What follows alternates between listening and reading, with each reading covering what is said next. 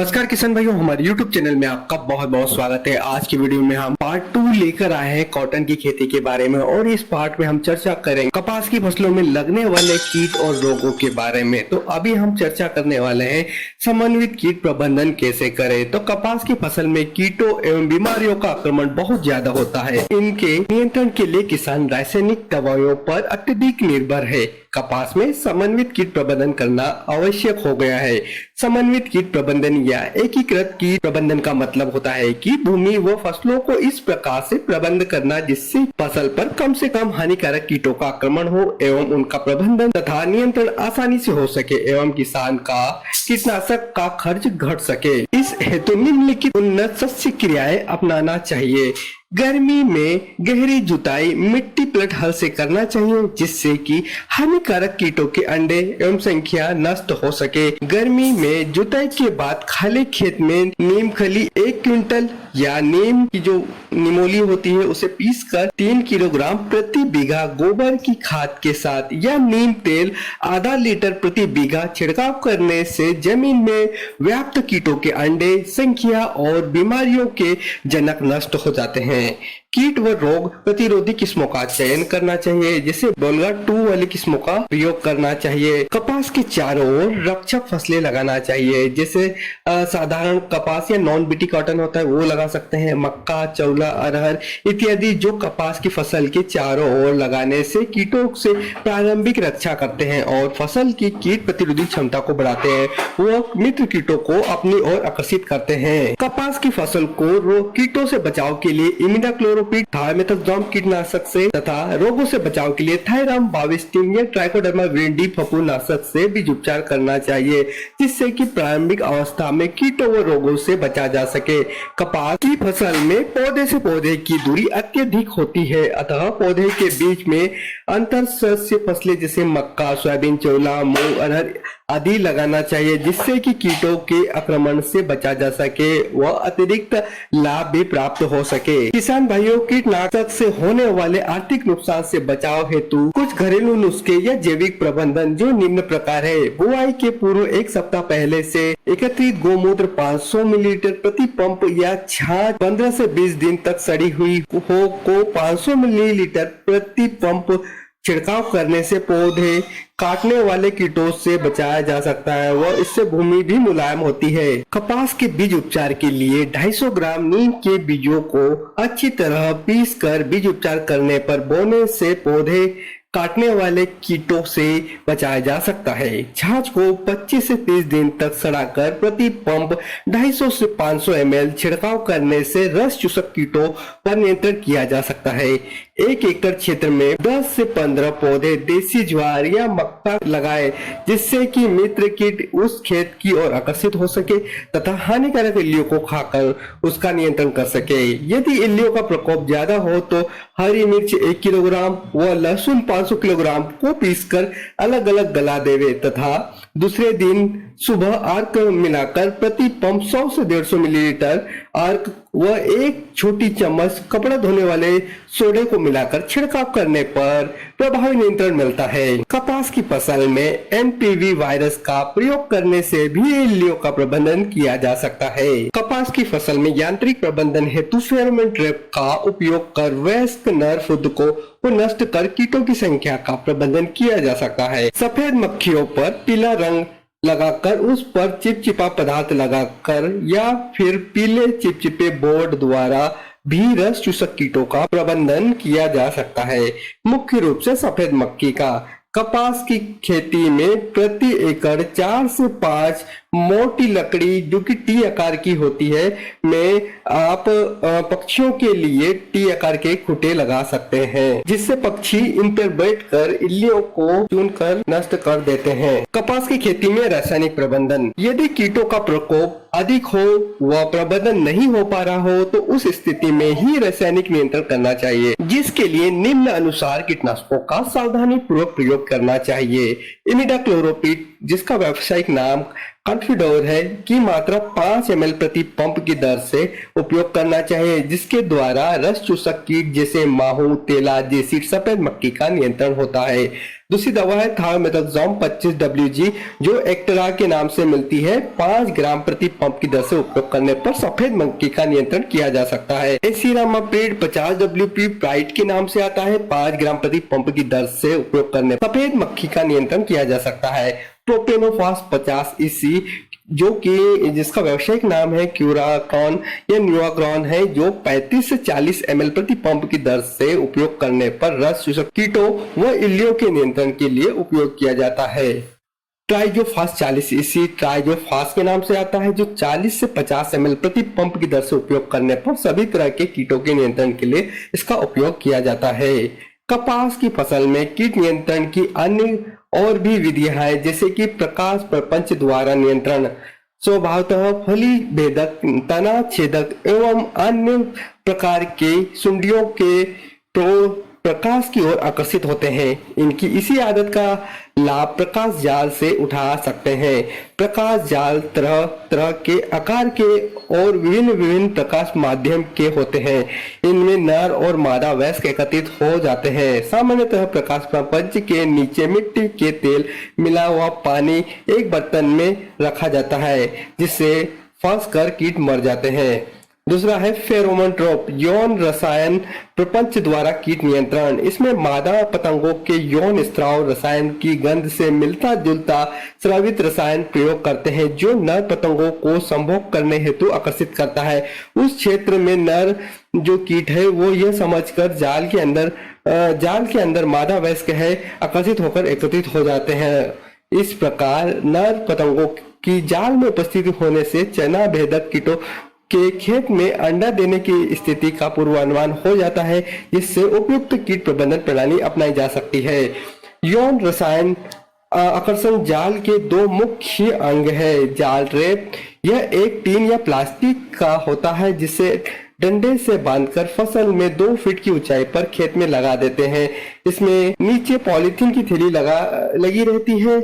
इसमें नर पतंगे एकत्रित होते हैं। यौन रसायन या फेरोमोन सेप्टा मादा पतंग या नर पतंग को अपनी ओर आकर्षित करने के लिए यौनांगों से एक विशेष प्रकार की गंध छोड़ती है, जिससे नर पतंगा या मादा पतंगा को आकर्षित कर प्रजनन क्रिया को संपन्न कराते हैं। यह रसायन यौन आकर्षण जाल का प्रमुख अवयव है। इस प्राकृतिक जैव रसायन से मिलता जुलता कृत्रिम संश्लेषित रसायन फेरोमोन ट्रैप के बीच गड्ढे में तथा तार के फंदे में बांध कर रख देते हैं, जिससे कि नर पतंगे आकर्षित होकर नीचे पॉलीथीन में इकट्ठा होते रहते हैं। न्यूक्लियर पॉलीहाइड्रोसिस वायरस ये एक प्रकार का प्राकृतिक वायरस है, जो कि सूक्ष्म जीवों के द्वारा उत्पन्न किया जाता है।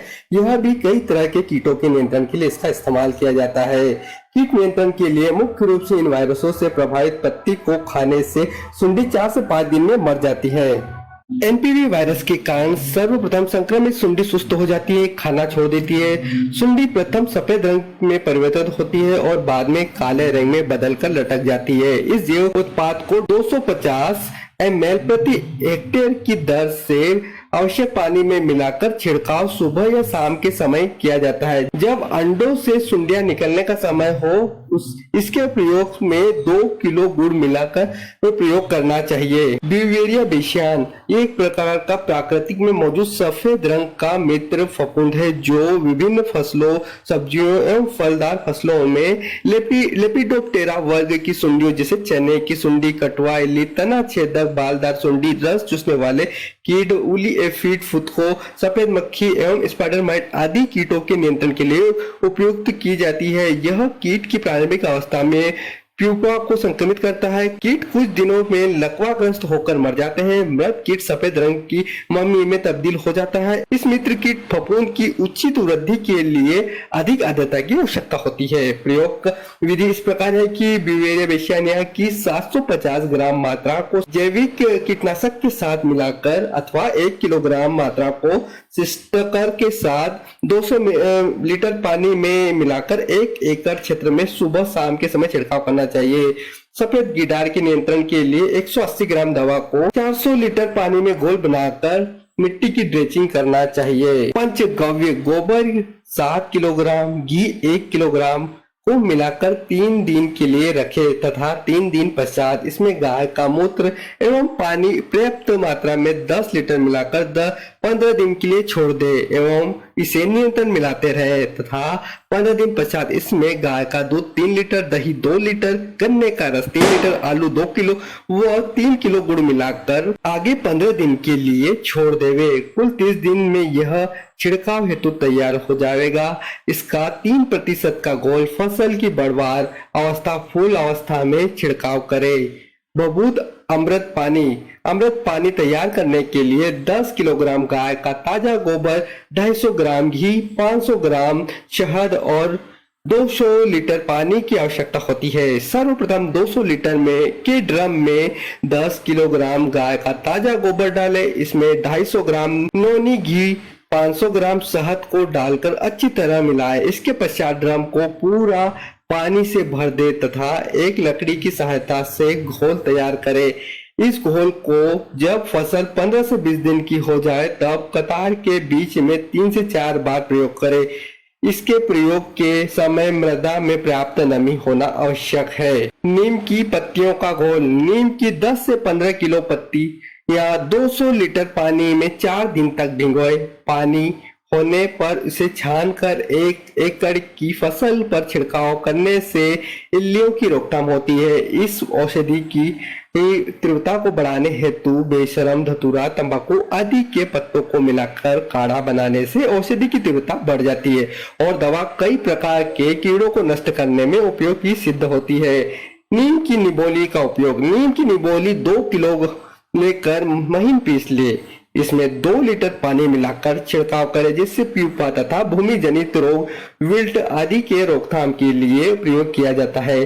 6 से 8 क्विंटल प्रति एकड़ की दर से अंतिम बखरने के समय कुटी हुई बारीक नीम की निबोलियां खेत में मिला देवे। आइपोनिया या बेशरम की पत्तियों का घोल, आइपोमिया की 10 से 15 किलो पत्तियां 200 लीटर पानी में 4 दिन तक भिगोए। पत्तियों का अर्क उतारने पर इसे छानकर 1 एकड़ की फसल पर छिड़काव करें जिससे कीटों का नियंत्रण होता है। कपास की खेती हेतु रोग प्रबंधन कैसे करें? कपास में मुख्यतः बीज जनित व भूमि जनित रोगों का ही प्रकोप होता है, जैसे पौधों का सूखना यानी विल्ट, झुलसा रोग यानी बैक्टीरियल ब्लाइट, अगमारी यानी एंथ्रेक्नोज, जड़ सड़न यानी रूट रॉट।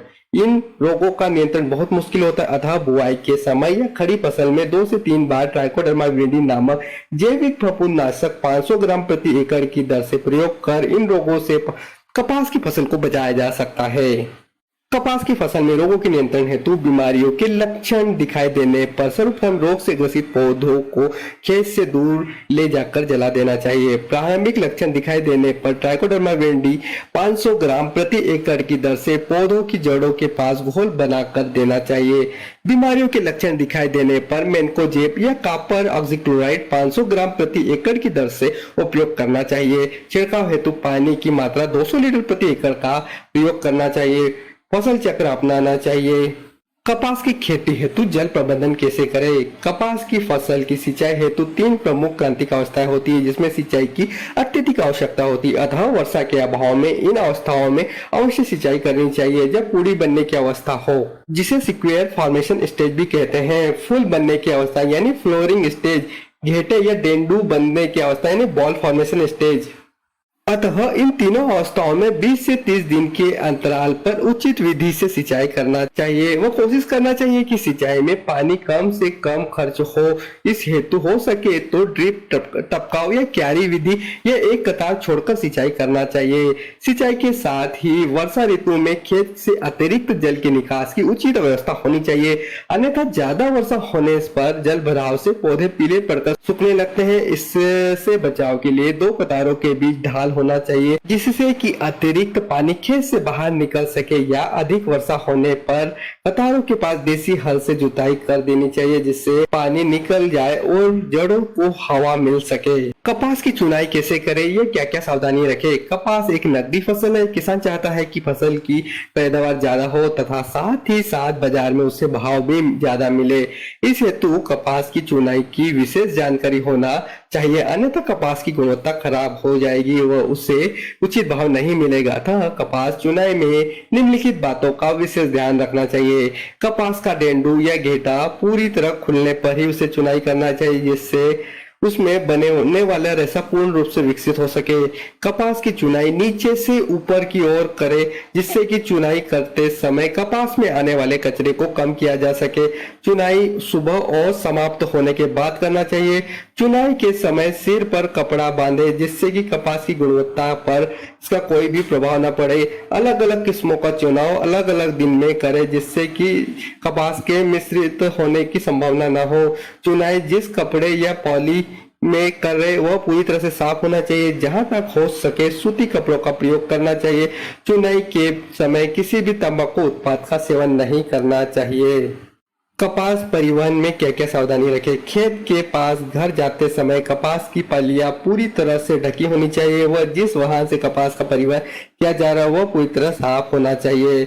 कपास भंडारण में हमें क्या सावधानी रखनी चाहिए। चूंकि कपास एक बार में पूरी नहीं निकलती, अतः किसान भंडारित कर कपास भाव की स्थिति के अनुसार बेचता है। अतः भंडारण के समय सावधानी पूर्वक दीवारों से दूर, जमीन से कुछ ऊपर साफ सुथरी, सुरक्षित एवं हवादार जगह पर कपास का भंडारण करना चाहिए तथा 10 से 15 दिन बाद पलटी लगाना चाहिए, यानी पलटते रहना चाहिए, जिससे कपास की गुणवत्ता प्रभावित नहीं होती है।